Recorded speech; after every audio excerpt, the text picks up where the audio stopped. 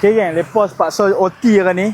Terpaksa OT sebab apa esok hari lah dah. Hari Khamis lah dah sebab kita nak cuci kedai dan sebagainya.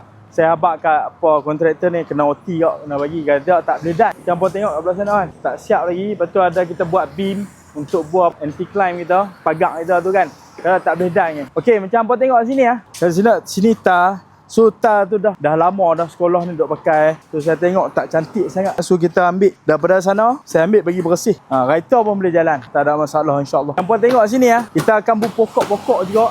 Ni apa pokok camellia, apa tak lepas panggil. Kan? Ada bunga-bunga sikit lah, dia boleh tahan panas. Yang ni pokok ketapang, nama saintifik dia kita tak tahu. Kalau tahu tolong komen sekejap apa pokok ni nama. Lama sangat ni customer hari-hari call. Hari Jumaat ni pukul 6.30 pagi sampai pukul 6 petang insya-Allah nah. Ada roti jala, ada kan, sup-sup, nasi daging, nasi ayam semua ada lah. Sup-sup 14 jenis sup semua ada geng. Bihun sup semua ada. Nanti kuih-kuih semua ada. Insya-Allah boleh mai di 3 episod 8. Kasih sempoi jangan ada sempoi.